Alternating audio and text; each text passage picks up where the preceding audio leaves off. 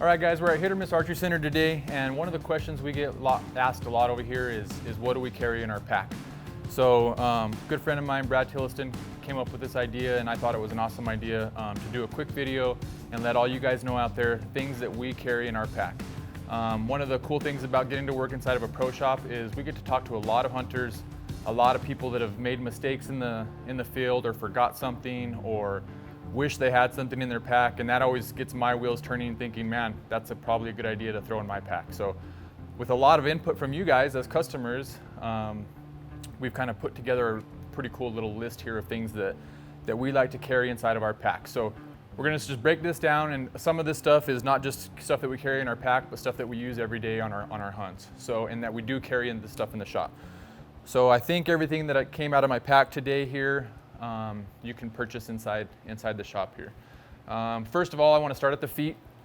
These crispy boots. This is new to our shop this year. Super excited about these. We've heard a lot of feedback on these things about how awesome they are. And I've always wore a pretty decent boot, never a great boot. And ever since I've had these things on, I've been really super impressed with these. So crispy boots are definitely going to be, we have different models and stuff, different sizes. You guys can come in the shop and try those out. So those are super awesome. Moving on, as far as my glass goes, I like to use the Eberlestock Bino Hub here. This goes, you know, you can either attach it straight to your Eberlestock pack, or you can just wear it over the shoulder, and it'll fit all the way up. These are 1856s in here. I don't always carry 1856s. This is just what I must have had left over from my last hunt. But the Vortex Kaibab HD 1856s will fit in this. They do make two sizes in the Eberlestock Bino Hub, so you can get a smaller one if you don't need to carry such a big bino, and then the larger one if you do need to carry something super big like this. Another thing that's kind of always overlooked is these little Vortex cleaning pins. It's super nice to have these. You just pop this open, clean the lenses without scratching your glass up. I don't know how many times I've been looking through my glass and it just seems foggy. Reach down and wipe it off with this, and it keeps it clean. I've made the mistake in the past of just trying to use my sleeve or just whatever I had available to clean the glass with, and I end up scratching it up, and that will not scratch your glass. So that's always a good thing to have. From the glass to my rangefinder, again, this is the Vortex Ranger 1800. You've got to have a rangefinder, in my opinion, if you're going to be bow hunting. Know that exact distance. And I usually clip this, and I'll show you here in a little bit on how I clip this onto my pack and where it goes. But a rangefinder is always an awesome thing to have. This is one of the biggest ones that we tell people. When you come in and you buy a new bow, or you have a bow or whatever, and you're going on a hunt, it's always good to have a backup release. I don't know how many times we've heard customers that say they either went to use the bathroom or they got in a hurry when they left camp and they hiked all the way in, and all of a sudden they got into the animals that they're hunting and they look down and their release is gone. They forgot to put it on in the morning. So an extra release, it's super light, it's not going to cause a lot of weight in your pack. It's something that I think is a must. These things are mechanical devices that can break, so if you have a backup one, set it exactly the same as the one that you're always used to. Try to get the same one if possible, so you have two identical releases set exactly the same, so nothing feels different if you have to go to your backup release. Of course, just a GPS. I use the Garmin GPS. We've got a couple different ones. This is just the eTrek 20. I also like to use Onyx maps. So I got Onyx maps on my phone, but I always like to have a backup just in case. And then we're gonna go on to string wax. Another little thing that people don't seem to pick up whenever they buy a bow. For a couple bucks, you can get string wax. This is gonna make your strings last longer. If you get out there and it starts raining like crazy, all that moisture is not gonna absorb into your string. It's gonna bead off, and it's gonna protect your strings longer if you have wax. All right, and so also we got scent control or scent blocker. These things are, in my opinion, another one of those huge things. Some guys use them, some guys don't. In my opinion, it's not gonna hurt anything to use this. So some guys are like, no matter what, you can't kill the smell. You're always gonna have to be downwind. I agree with that 100%, but if you can have a little bit of advantage and have a little bit of a cover scent or a scent killer, either one, I use both of these. It's gonna be one of those things that helps. So if you get back to camp and you had your pack a little bit too close to the campfire or something like that, spray it down, spray your clothes down when you get out of the truck or off your side-by-side, whatever you're using, and just help control that scent. These are the bow tools that we use in the shop. You guys see us using them all the time. In my opinion, again, another one of those great things. It's not a lot of weight. Throw it in your pack. If something rattles loose, maybe it's a sight bolt or a rest bolt or something like that, those things are gonna happen, especially if you have your bow on your side-by-side or just cruising around in your truck. All that vibration over time, it can cause bolts to rattle loose a little bit. It doesn't normally happen, but it can happen. So if you're shooting or something's moving, just always check all the bolts all the way across your bow, just to make sure that there's nothing loose. So throw that in your pack, and then we've got, going down to our knives. I carry a couple different knives depending on my hunt, so I don't have all these in my pack at all the times. Like this saw, I'll carry, if I'm hunting maybe deer or antelope, the little bone saw. If I'm hunting something bigger like elk, I'll usually carry the bigger one in my pack. I left mine at home. It wasn't in my pack from my last hunt because my last hunt was a javelina hunt, so I had the smaller one. But a bone saw, some type of bone saw is always great to have. We use the Outdoor Edge stuff here. And then we've got the razor knife. Again, this has the replaceable blades. Super easy, you just pop this off when it gets dull. And then I always carry a couple extra blades with me. I don't carry the whole pack because there's no reason to have 10 blades in your pack, but I'll usually carry 1 or 2 just in case something breaks or I do dull it out. The cool thing about these knives is people think when they get dull, you just throw them away. We do have the Outdoor Edge sharpeners, and I have sharpened these blades several times and be able to reuse this blade. I don't just throw it away. So I think I've done 3 animals one time with 1 blade just by keeping it sharp. So skin a little bit as it gets dull, sharpen it up real quick. If you keep the knife sharp, the blade sharp, it'll last a long time.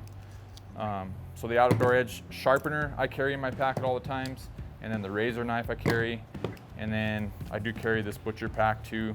And it's got the gut hook and then the skinning knife, and then it's got the little one. It's got the little one in there as well. So these little packs by Outdoor Edge, the cool thing about these is they're not pricey. They make, great little even gifts if you want to give them to somebody as a gift. But this is what they call the swing blade. So you got your gut hook on one side and the knife on the other side. That's a great one to have because you can still replace that, but you got your gut hook and the small saw all together as one. Moving on down a little bit here, we've got these rugged maps. We sell a ton of these rugged maps. These maps are super awesome. They're 100% waterproof. They've got pretty much all your water holes, little 2-track roads. I mean, everything on these maps, private property, everything. So yes, I know Onyx Maps is a pretty popular deal, but there's something about having a map that I can lay out and see a big portion at one time and see roads and all that and get an idea of where the lay of the land and the terrain and all that on a map. There's something about having a map in my hand that I just love to have. So again, depending on the unit, I'll have this in my pack. If I'm hunting certain units, I'll make sure I have that in my pack. As far as the camelbacks or the water bladders that I use in my pack, I like to carry the biggest one that I can. It's gonna add a little bit of weight, but the thing is people say, oh, I don't need that much water. You don't have to fill it up all the way. So buy the biggest one that you think you can fit inside your pack, depending on the pack that you have. This is a 3 liter, so it's 100 ounces. And this is probably my favorite part about these Archery stock ones, is that this will actually slide and open up here. So you can get your hand, how many times have you guys got back from your hunt and left water in your camelback and then not being able to clean it very well? This opens up, get your hand in there and scrub all around and then be able to wash that thing out really good. And then it just folds back, slides back together, and it's nice and tight, waterproof, and it's not gonna leak all over any of your stuff. So again, this we sell inside the shop. It's by Archery stock. So that's super important because you always wanna have water with you.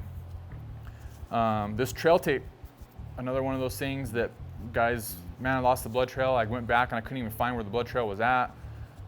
So what I can tell you about this is as soon as I shoot at an animal, I will literally stand right there, make a mental mark of exactly where the animal was standing. I will mark where I was standing and exactly where that animal was standing when I shot. That way I can always come back if I need to. If I'm having trouble tracking, I can always come back and say, okay, that's where I was standing, this is where he was, let's start again. And then anytime I find blood, I'll leave a little piece of this. And then once I retrieve my animal, I'll go back and pick it all up. Some people use toilet paper. That's perfectly fine too.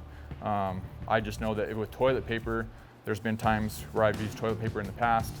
I leave, go back to camp for the night, it rains all night long, come back, and then my toilet paper's kind of washed away because I didn't leave it in a good spot. So blaze tape is always going to be one of those things you can always see. It's super bright, so if you have to come back the next day, you'll be able to find it.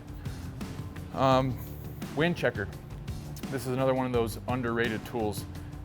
Just like we were talking about the scent control a while ago, the wind checker, being able to detect that wind, what's it doing, how's it changing, is going to play a huge part of your success or fail on being able to harvest an animal, just because you always want to be able to stay downwind. If you check this and that wind's blowing straight towards that animal, good luck. It's going to be super tough no matter how much cover scent or anything else you have. So I usually have 2 or 3 of these in my pocket, just again in case I'm using one and I get in the heat of the moment and drop it. I want to have this in my pack.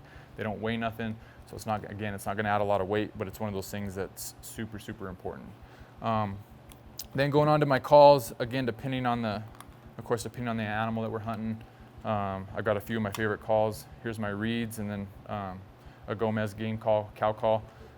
These are some of my favorite calls that I use. I do have my bugle tube here as well. The Rocky Mountain calls. This bugle tube is one of my favorite. My buddy Elmer Otero showed me his a while back, and it sounded super awesome. A few years back, I was listening to him bugle, and I was like, man, why does he sound so much better than I do? And I switched to this bugle tube, and I almost sound as good as him now. But so that's an awesome thing to have. Headlamps. These Nebo, I think that's how you say it. These headlamps, super, super bright. You got a couple different settings here. So emergency, you're trying to get somebody to find you, or red lamp.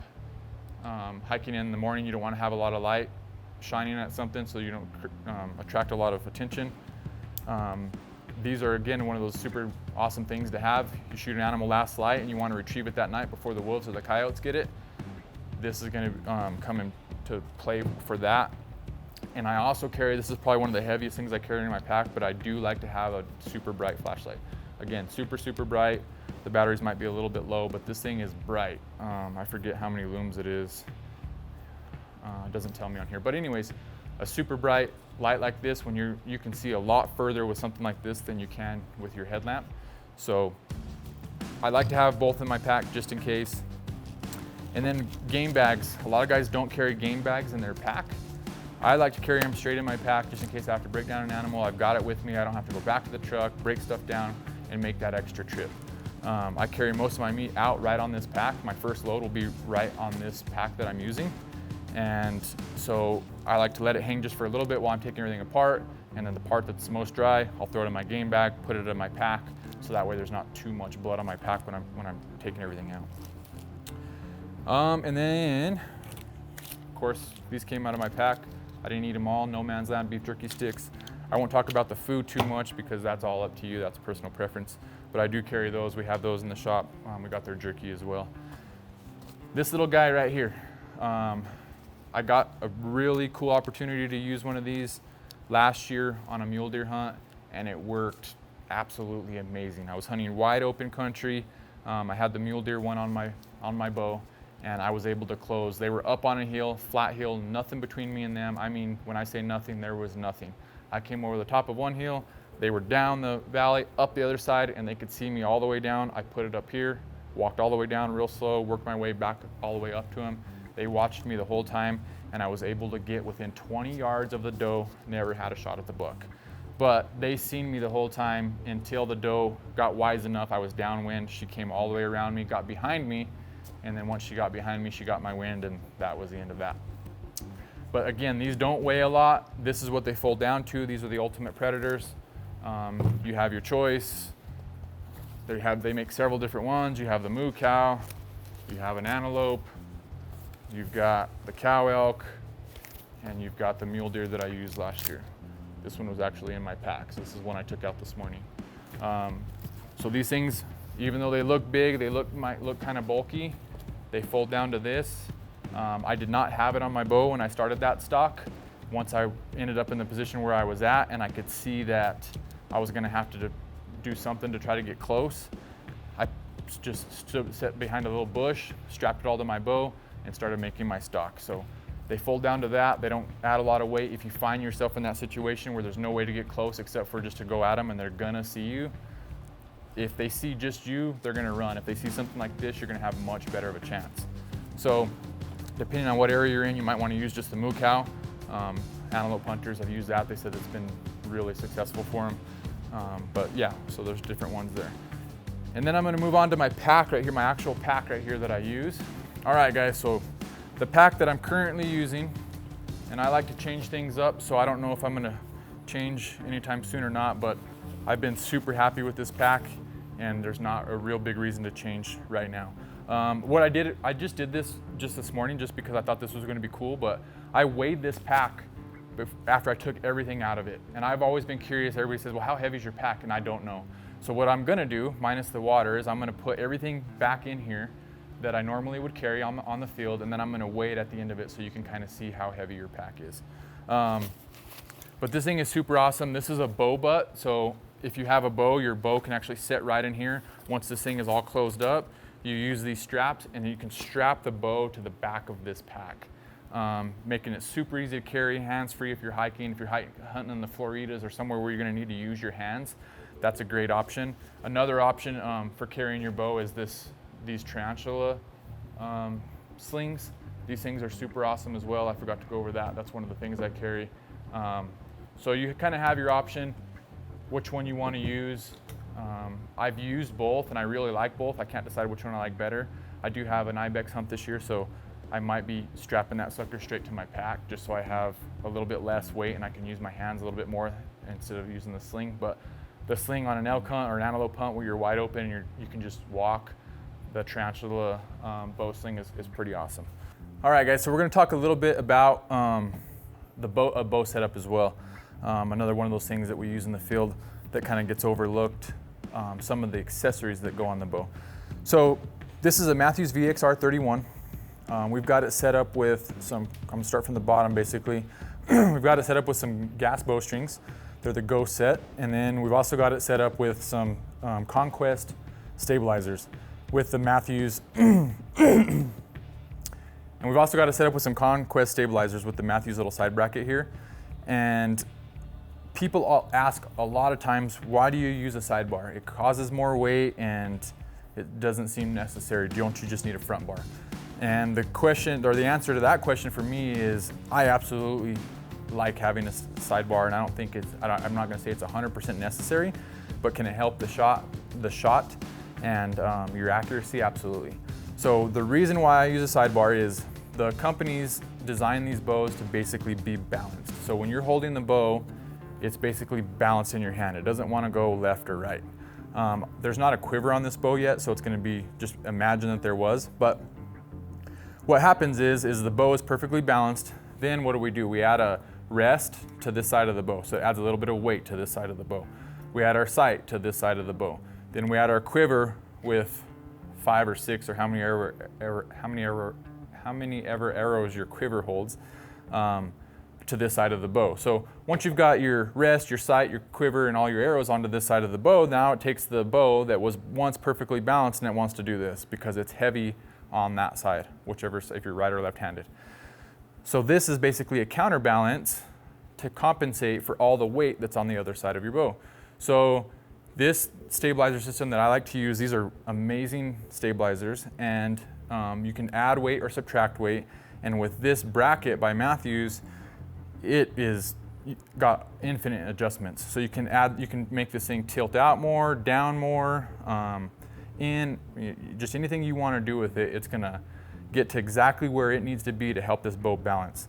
And then you lock it in and there's not gonna be any movement in this thing. You won't be able to move this once this thing is locked in, just the way this is designed. So that is gonna be a huge help. When you get to full draw and you're trying to get your bubble level, this thing's just gonna make the bubble just sit right there level. It's just gonna come natural. Once you start using it a bunch, you're gonna get used to that extra weight and it's gonna help. I'm running a Hamskea rest this year, Hamskea Trinity, and I've currently got an HHA sight on this bow. Not sure what I'm all gonna stick with on this, but I've been playing with this and so far I really like the setup. So talking about an arrow a little bit, that's the bow setup. and then we're going to talk about this arrow setup a little bit. So currently, I'm shooting a Black Eagle X Impact with AAE Max Stealth vanes, and it's even got our logo on those vanes. It's just pretty cool. We got to customize those. And this arrow is basically set up pretty much how with the components that it comes from Black Eagle. So you can get different components from different companies. I don't recommend it. This system works really, really well. And one of the other tools that we use in the shop, especially for our own stuff, and I highly recommend getting, is one of these arrow spinners. It can make a huge difference. So anytime something's made somewhere, you can have a chance of a manufacturer defect or something not being as perfect as you think it should be. So these are 0.001 straightness, which means you should have the straightest arrow that there is out there. You shouldn't have any wobble or whatever to these arrows. But I'm not gonna say that you're never gonna have that, because there's not a perfect manufacturer company out there, and every single arrow is not gonna be absolutely 100% perfect. So what we do is we get our arrows built. Sometimes you can even do it bare shaft before you even build your arrows. Just if you start making arrows up and you're like, if you start spinning them before you build them, then you can rule out, say, man, this arrow doesn't spin good to begin with. So there's no reason to put fletching on it, a knock, and inserts and a point, because if it doesn't spin good once it's cut down to your length, then it's not going to spin good once you get all your stuff on there. So, but we get these arrows like that and we'll spin these, and you can just see that there's absolutely zero wobble to that shaft right there.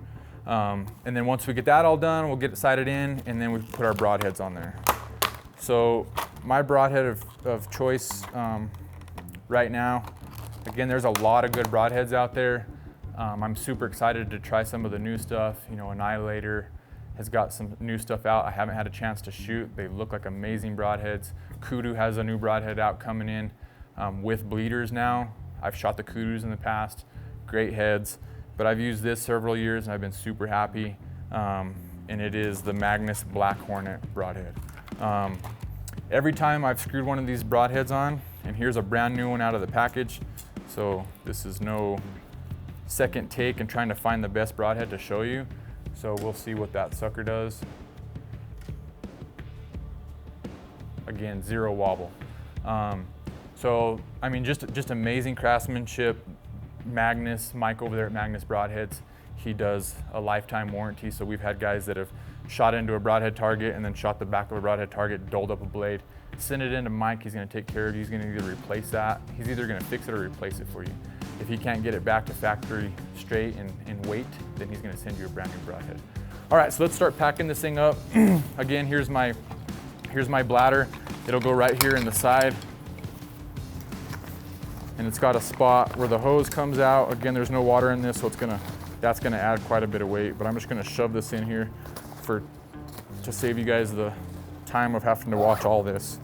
And then I'm just gonna start throwing things in here. So I always put my game bags in the bottom just to give it everything else in there some padding, and then I'm just gonna throw this stuff in there. So we're gonna throw a rugged map and your flashlight, blaze tape. Normally these calls, something that I'm gonna be using a lot. This Everly Stock pack has these little fanny packs that come to the front, and so the stuff I'm gonna be using a lot, like my windicator, my calls,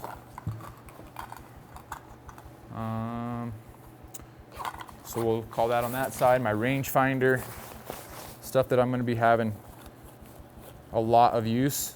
And actually, I'll use my rangefinder, I'll keep it right here over this shoulder strap. This shoulder strap's got perfect little spots for that. And then I'll tie my lanyard to it in case it pops off, it's still attached to me. But that sits right there, so it's right over my shoulder, so it's just that quick when I'm using my rangefinder. So I guess we can just leave that there. Hopefully it doesn't fall off when I'm weighing everything. Headlamp again. And then all my butcher stuff, my knives, my blades, my sharpener, tools, GPS. My GPS, again, that's something that I usually put right here in the front, just because I use it sometimes. My wax. This stuff, this is not the actual size of bottle I carry when I'm hunting. They make a little bit of smaller one, but just for giggles, let's go ahead and throw it in there, because since I don't have my water in my bladder, and that'll kind of give us an idea of how heavy this pack is actually going to be. Jerky, extra release. My binos I don't really wear on my pack. It's more of a over the shoulder thing, my bugle tube if I'm hunting elk, oh, and your ultimate predator decoy. So minus the food that I'm gonna be eating for the day, that's everything that I'm gonna carry in my pack. And I wanted to kind of show you this. It has a huge compartment here to be able to throw all your stuff in there. And I've actually thrown I've thrown a deer quarter and back straps all in this one compartment. Actually inside the pack, but it does have a little bit of a meat shelf so that you can attach it to the meat shelf and not have to throw it inside your pack. And all this buckles down, so if you wanted to, you can actually put the quarter on the outside of the pack. You could actually use this bow butt if you wanted to hold the quarter in there. And then these will come way out, plenty long enough to get all the way around a quarter of meat. So then you just strap whatever you're hauling in there, pull everything nice and tight, flip over the top, and again, these will extend as long as you need them to. And then this comes over the bottom. There's 2 of these. All right, so you can see I've used this one. Still got a little bit of hair and blood and stuff on it, but once whatever you're hauling is in there, just strap all this in, and again, just pull these suckers tight.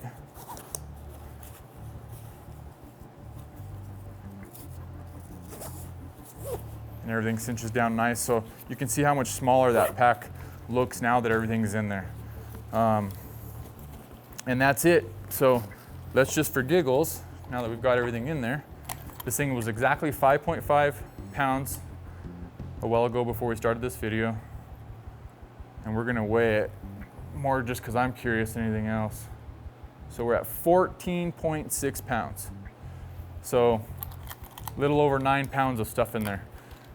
And that's about right because we added the spray in there for the water. So again, you guys, we appreciate it, and we appreciate all the support that you guys have given us, and we look forward to seeing you guys in the shop. If you have any questions about any of these products, the boots or anything like that, come in, try them on, ask questions. We're super happy to help you out.